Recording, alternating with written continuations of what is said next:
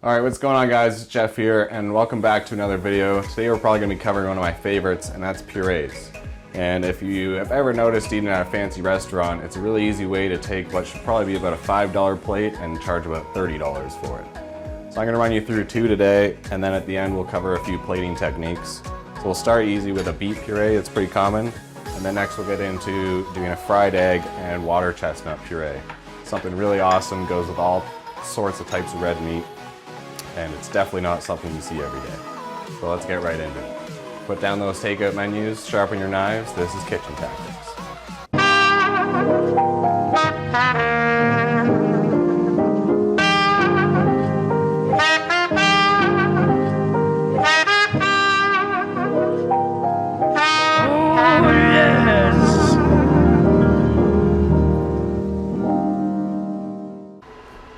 Alright, let's get into one of my favorites, the fried egg and chestnut puree. So what we're going to need 3 eggs,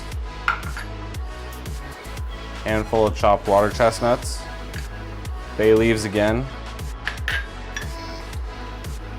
2 cloves of garlic again, lots of butter, and milk instead of water. Alright, so let's start by adding the butter to the pan. Go with 2, save 1 for extra.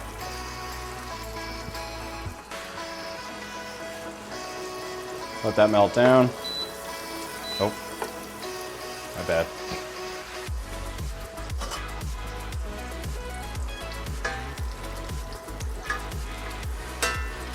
Now you don't want the heat too high on this because you don't want the eggs to overcook. You still want to have runny yolks in order to get a smooth puree.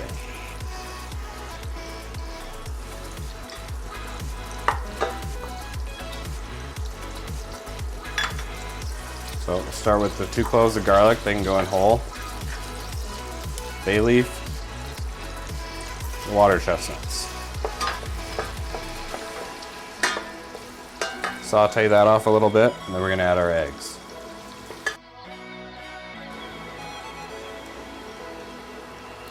Alright, now that that's softened up a little bit, we'll go ahead and add our eggs. Oh.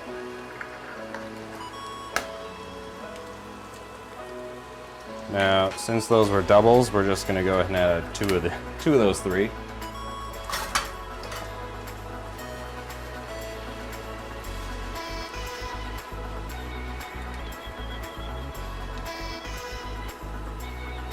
Now you just want to cook the eggs until all the whites have cooked through and the yolks are still a little bit runny. Alright, so now that everything's cooked and ready, we're going to take that off the heat.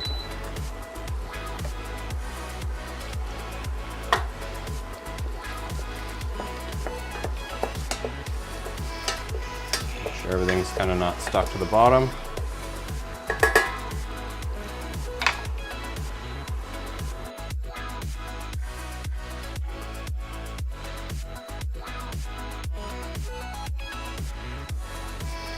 Alright, take everything right into the blender.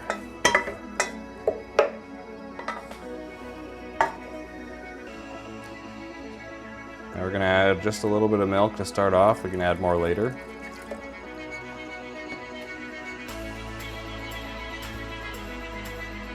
And a little bit more of the butter. Alright, top on. Forget how this blender works. There we go. Nope. There we go. You start off medium and then you want to get faster as it goes.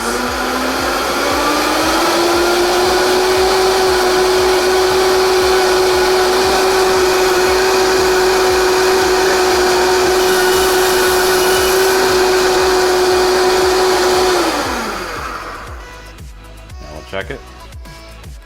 Maybe.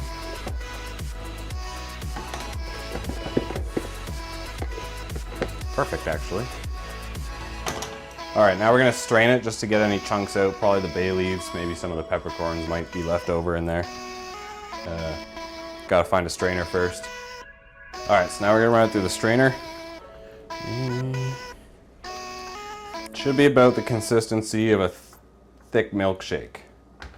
Now, the big thing about purees is it relies on being as smooth as possible while still holding a little bit of texture. So we'll get that through there.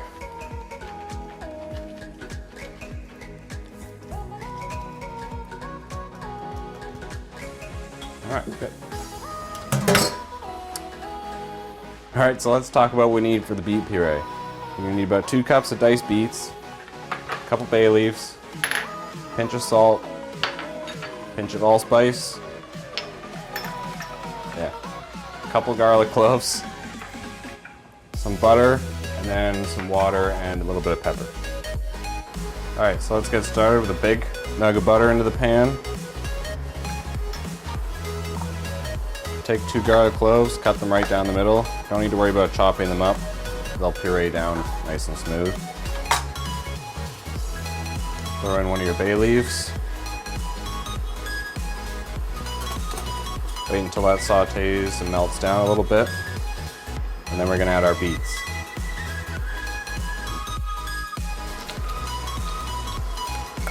All right, now that we've got that melted down a little bit and it's sauteing, we're gonna go ahead and add our beets in there. Stir that around.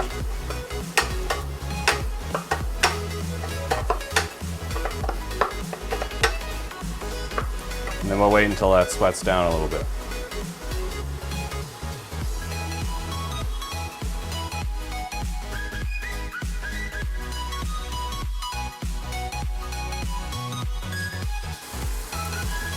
All right, now we're gonna add a couple peppercorns.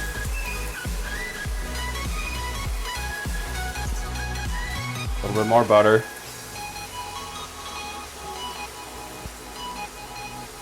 Pinch of allspice. Maybe 2 pinches.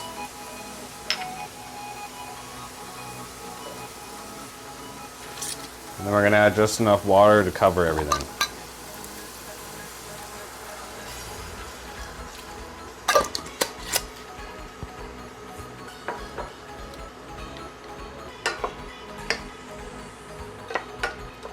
Don't worry about seasoning it just yet. When we go to puree it up in the blender, we'll worry about seasoning it to taste afterwards. I'm gonna turn the heat up a little bit here just to get it going.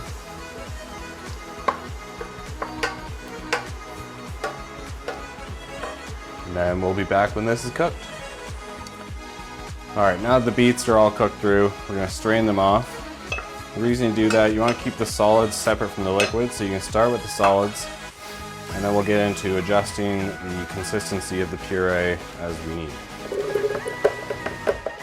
You can always add more liquid, but if you go too far and make it too liquid, there's no bringing it back. So we can probably start with all this juice. There's not very much left in the pan. Throw the top on and see how that works.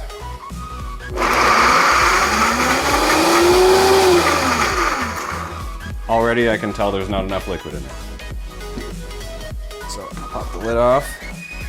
We'll just take some water and then we'll adjust the seasoning as we go.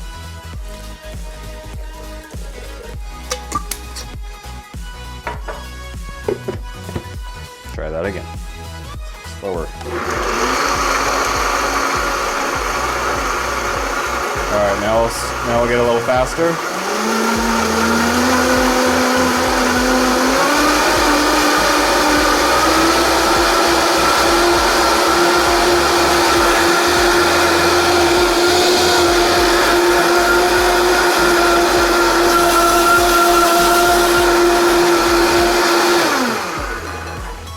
Check the consistency of that. Oh, okay then. Got it. All right, I'm actually gonna add just a little bit more water to this. So it's a little bit more pourable. Okay, hopefully that stays on this time.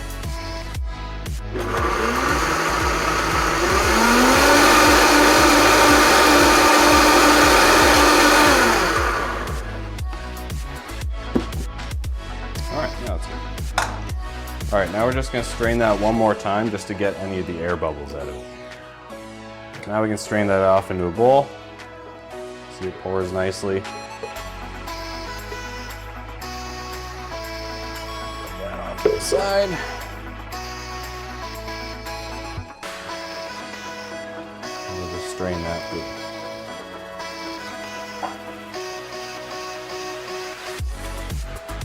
This will get out the air bubbles. This will get out any maybe leftover peppercorns that didn't want to grind up.